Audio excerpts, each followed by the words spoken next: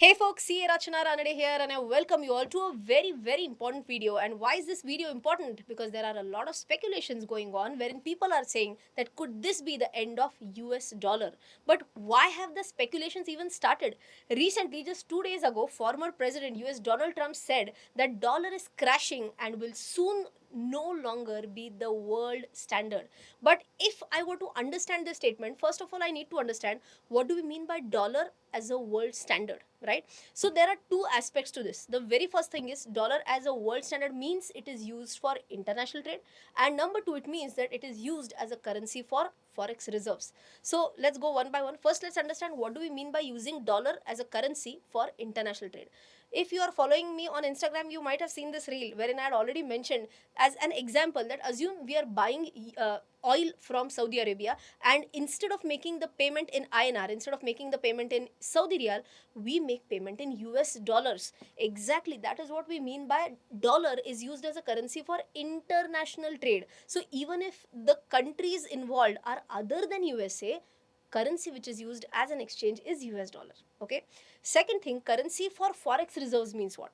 It means that whenever a country needs to put something in its reserves, they will use or they will prefer US dollars instead of their own currency. So just as an example, in normal Indian households, see, if I know that I have to pay for my son's school fees, I have to pay for the grocery bills, for electricity bills, won't I store some Indian rupees either in the bank or in form of some investments? At a country level, what do? Do we store in INR for some contingencies or some future expenses like imports? We don't do that. We use US dollars as a forex reserve currency. So I hope this entire concept of US dollar as a world standard is absolutely clear.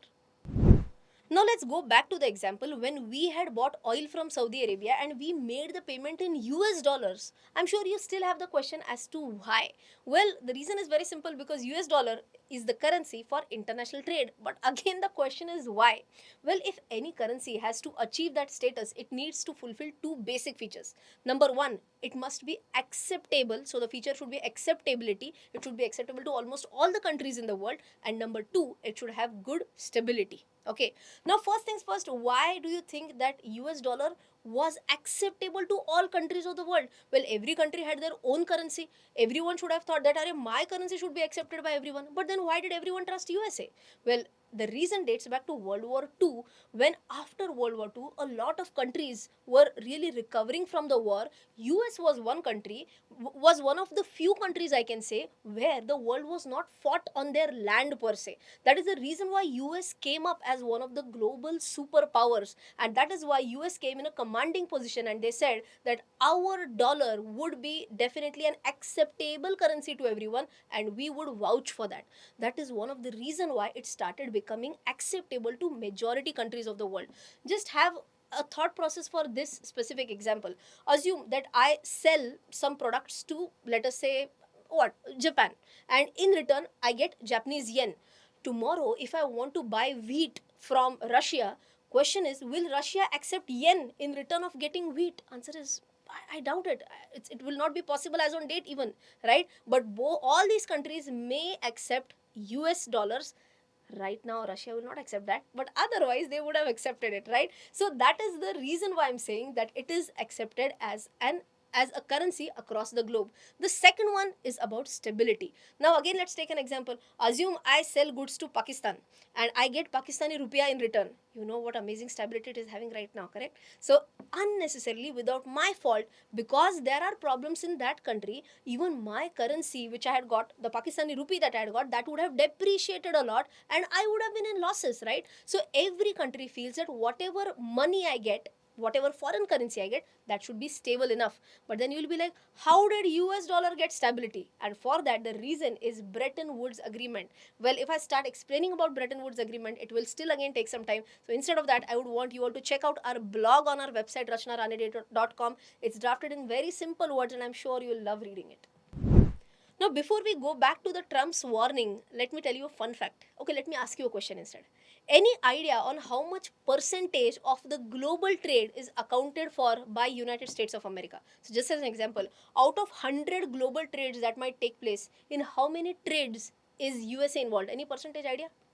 50%? 60%? 60%. The answer of this is given in the pinned comment. Don't forget to check that, and I'm sure you're going to be surprised with the number. With that, let's move on with the Trump's warning again. Now that you know that US as a world standard means US dollar as a world standard means what, but Trump is saying that there could be a possibility that all the countries in the world would want to reduce their dependence on US dollar, and that is exactly what we call or we mean by de-dollarization. De-dollarization means every country is saying, "Arey, we don't want dollar. We will try and find out some other currency. It could be ours as well, but then they would just want to move away from US dollars." Now, what could be the reasons for that? There could be multiple reasons for de-dollarization, but I would just want to focus on two major points. And for that, let's go to the first point. If you have a look at this graph, you can very clearly see that especially after 2020, US has heavily printed money. But then what could happen with this? With heavy printing of money, the money supply is more, and if money supply is more, money becomes cheaper, and that leads to inflation. Well, it's not only inflation in USA, and it's not going to just hamper their own economy. This is going to have a ripple impact, and almost all the countries in the world are going to face the heat of inflation. That is one reason people are wanting to move away from that. They are saying that because of the monetary policies of US, we don't want to bear the heat, right? Second one is the potential for sanctions. It is said that if you are not going ahead with whatever US wants to do, they will impose certain sanctions on you. Exactly, that's what we saw in the recent Russia-Ukraine war, where US wanted Russia to stop the war. They did not, and sanctions were put on Russia where they were not able to access their own money. So you can imagine, I have money in some specific bank account. I know it is mine, but I'm not able to access that. Why? Because someone else is not allowing me to do so. That is what happened with Russia. When we say Russia sanctions, Russia was not allowed to Russia was not allowed to access their own money. Why? Because US did not allow that. So people, all the countries, I hope you're understanding that they don't want this so-called dadagiri of USA. They want to have their own power being established, and that's why the move towards de-dollarization is happening rapidly. Well, just because Donald Trump says, does it mean that US dollar is losing its status as a global forex reserve? For that, let's have a look at this chart.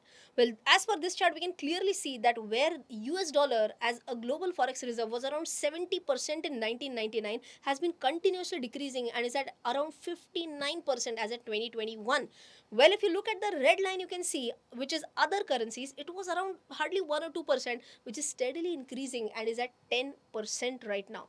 Now coming to India, what do you feel? Will Indian rupee flip the US dollar? Will Indian rupee take the pole position? For that, yes, RBI is taking certain efforts, and as of now, RBI has given permission to banks from 18 countries to open special Vostro rupee accounts, which is called as the SVRA, and it is going to be used to settle payments seamlessly in Indian rupees. Just for you to give an example of what is a special Vostro rupee account, it means that banks in some other country, something like HSBC Bank, they will have an account with, let us say, SBI or ICICI or whatever, through which the settlement will be done in INR. It could also, another example could be Deutsche Bank has their account in, let us say, ICICI Bank. That is called as a Vostro account, your account with our bank. Okay. Now, in fact, this is not only what RBI is doing. In fact, there are other renowned people who are also talking about that. One of the renowned economists, Nouriel Roubini, who is also known as Dr. Doom by Wall Street, in February said that Indian rupee over time could become one of the global reserve currencies in the world. And I know, okay, I know he's also going to be a person who is going to really try that Chinese yuan will be treated as the world global currency. But then that's not going to be very simple for any country, any single country. There are talks that it could be a possibility that the BRICS nations, BRICS basically stands for Brazil, Russia, India, China, and South Africa, these countries could come together and they might have their own currency, or maybe a basket of currencies, or maybe they may say that whenever trades happen between BRICS countries, we may agree to use our own currencies for some bilateral trades. So all in all, I can say that BRICS is not at all a small deal.